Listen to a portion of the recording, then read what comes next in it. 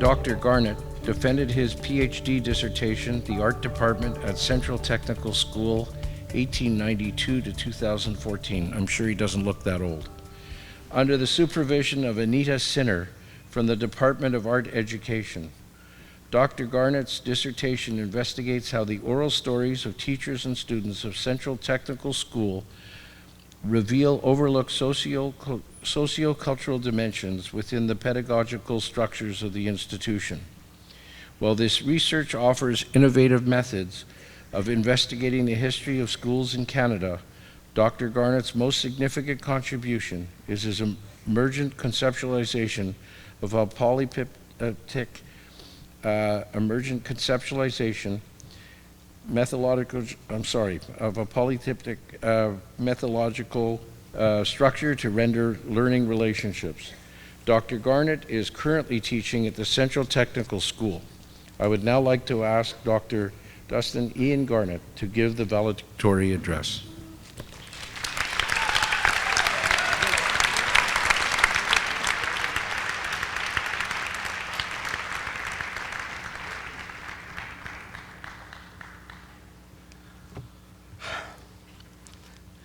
Chancellor Wiener, Vice Chairman Amir, President and Vice Chancellor Shepard, Dr. Steinman, distinguished guests and participants, fellow students, families, and friends.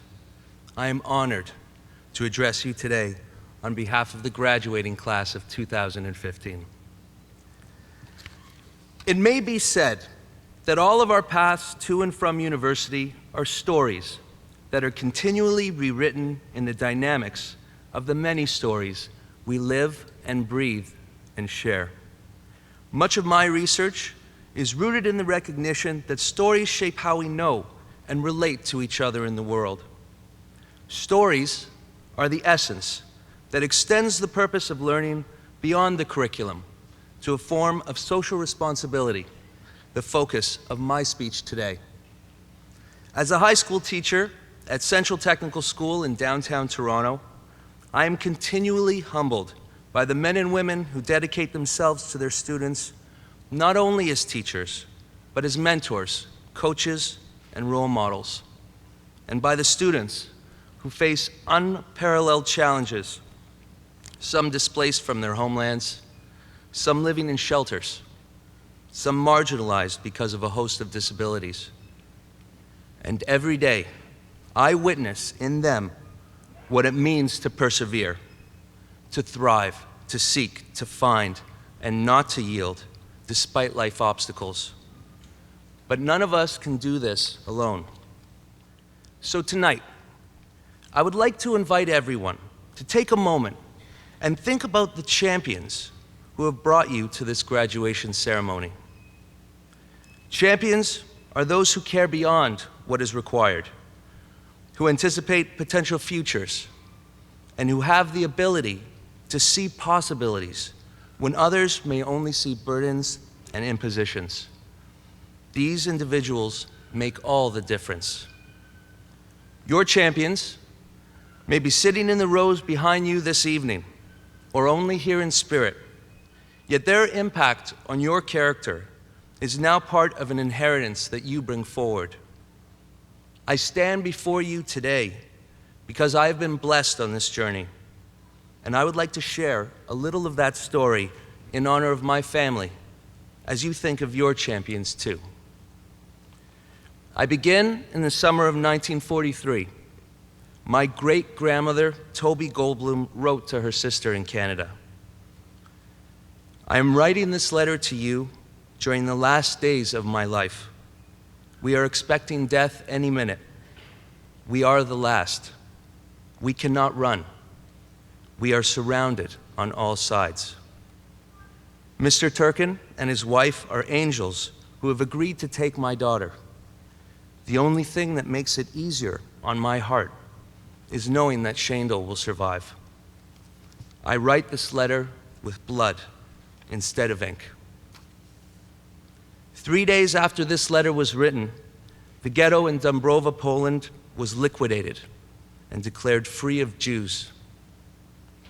Toby made a decision that no mother should ever have to make. The Turkins hid, fed, and educated my grandmother, protecting her from the Nazi genocide.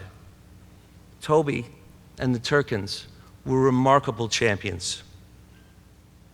In her life, my grandmother Sally faced incredible hardship, grief, and disappointment. Yet she has become a celebrated Holocaust educator in her own right.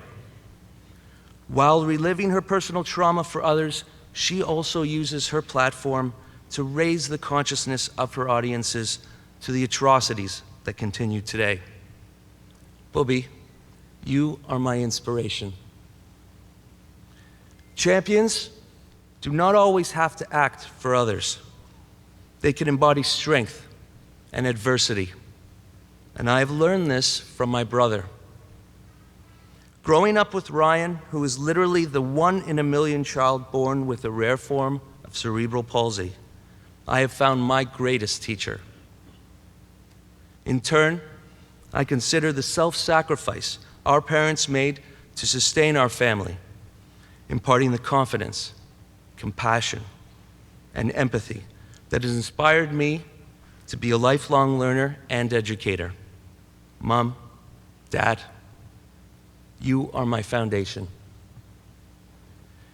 In all of our stories, there is our shared humanity. When I asked you earlier to think of your champions, I imagine many of you thought back to your family, friends, coaches, and past teachers. You may have told yourself a story about those people and the events that made a difference for you. So tomorrow, when this moment has taken hold, I encourage you to reach out to those individuals and tell them why they made a difference. We underestimate the value of this recognition, but as a teacher, I believe that such gestures have a remarkable impact. We are all of our relations, and I urge you to be generous in the everyday. Regardless of your area of study, as a graduating class that represents a new generation of learners, I challenge you to use the degree you earned at Concordia University not only to better yourself, but to realize the privilege and social responsibility to become a champion in your own right. Je tiens à féliciter à nouveau la classe de 2015. Congratulations on your accomplishments. May you enjoy the success of your learning, and may you make a difference and become part of the legacy of many. Thank you.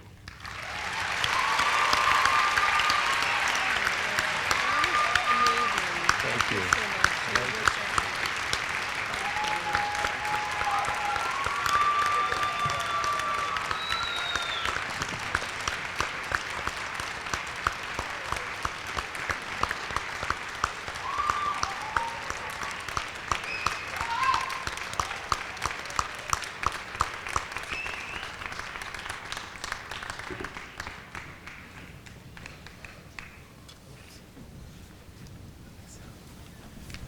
Dr. Garnet, I want to thank you for your remarks. I found them quite touching, and you have the soul of a teacher, and it really shows. Thank you.